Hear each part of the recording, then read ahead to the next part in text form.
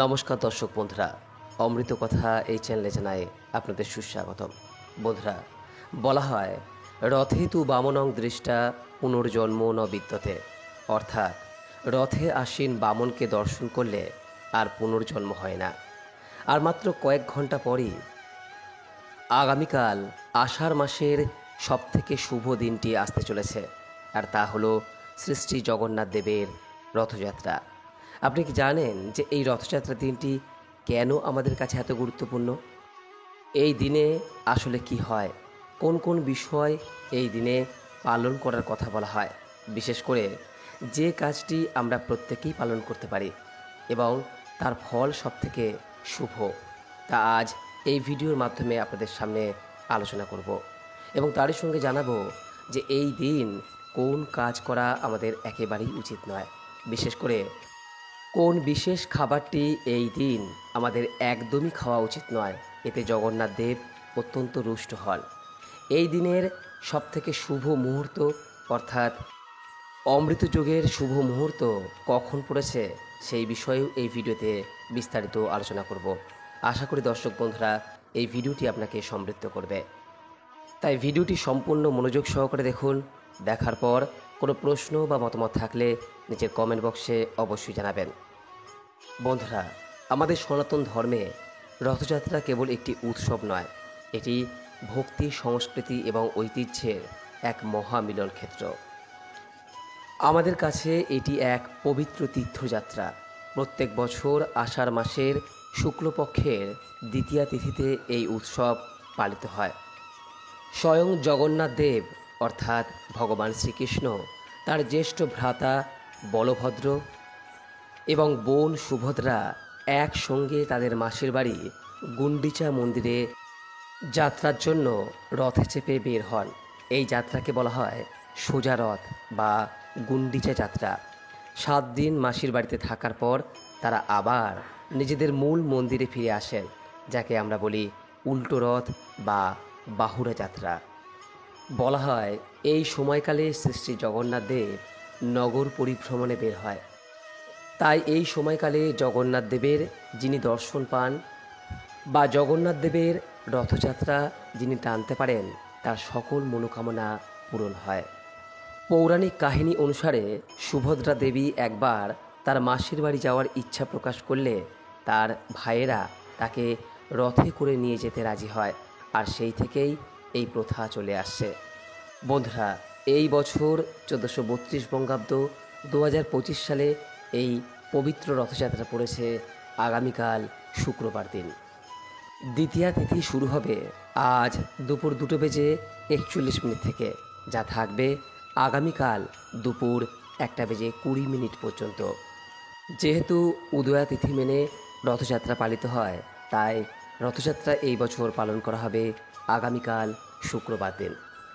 শুক্রবার দিন রথযাত্রা শুরু হবে সকাল 11:19 থেকে এবং এই রথযাত্রা সম্পন্ন করতে হবে দুপুর 1:20 মধ্যে।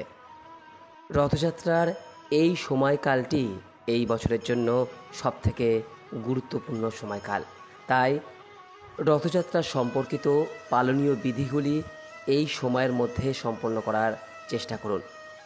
বিশেষ করে যদি কোনো শুভ কাজ শুরু করতে চান, যেমন ধরুন গৃহ নির্মাণ, গৃহপ্রবেশ, গ্রহ পূজা, দেবতা গঠন, ক্রয় বাণিজ্য বিক্রয়, বৃক্ষরোপণ, বীজ বপন, ধান্য স্থাপন, কারখানারম্ভ, এই সমস্ত কাজগুলি এই সময়ের মধ্যে করার চেষ্টা করুন। তবে যদি কোনো কারণে আপনি এই সময়ের মধ্যে করতে না পারেন, তাহলে চিন্তার কোনো কারণ নেই, কারণ রথযাত্রার সমগ্র দিনটিকেই একটি শুভ দিন হিসেবে গণ্য করা হয়। তাই আপনি শুক্রবার দিনের যে কোনো সময়ে এই শুভ কাজ সম্পন্ন করতে পারেন, তবে সবথেকে ভালো হয় দুপুর 1:20 মধ্যে যদি এই কাজগুলি সম্পন্ন করেন। এবার দর্শক বন্ধুরা, আপনাদের সামনে আলোচনা করব যে রথযাত্রার দিন কোন কোন কাজ করা শুভ বলে বিবেচিত।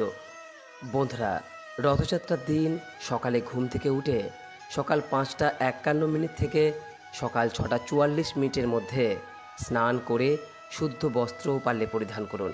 এরপর এই সময়ের মধ্যেই কোনো ব্রাহ্মণ বা অভাবী মানুষকে খাদ্য, বস্ত্র বা অর্থ দান করতে পারেন।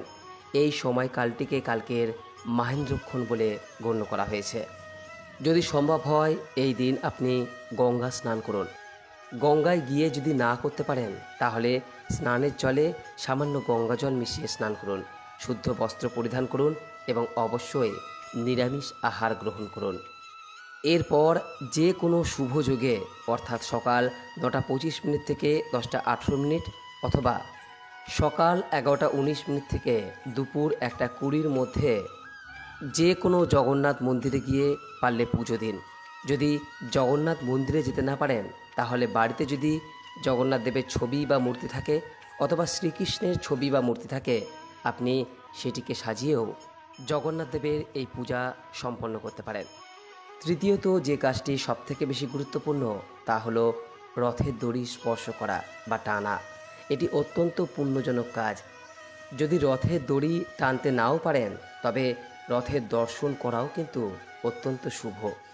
বলা হয় আপনার পক্ষে যদি রথযাত্রার দিনে সমস্ত কাজ করা সম্ভব নাও হয় তাহলে এই একটি মাত্র কাজ অবশ্যই আমাদের প্রত্যেকেরই করা উচিত, আর তা হলো রথ দর্শন বা রথের দড়ি টানা। বিভিন্ন পুরাণ এবং শাস্ত্র মতে রথের দড়ি স্পর্শ করলে বা টানলে অশ্বমেধ যজ্ঞের ফল লাভ হয় এবং সমস্ত পাপ মোচন হয়। সবথেকে বড় কথা, এটি পুনর্জন্মের কষ্ট থেকে মুক্তি দেয়। এ প্রসঙ্গে পূর্বেই যে শ্লোকটি আপনাদের বলেছিলাম, রথে তু বামনং দৃষ্টা পুনর্জন্ম ন বিদ্যতে, অর্থাৎ রথে আসীন বামন জগন্নাথ দেবকে দর্শন করলে ব্যক্তির পুনর্জন্ম হয় না।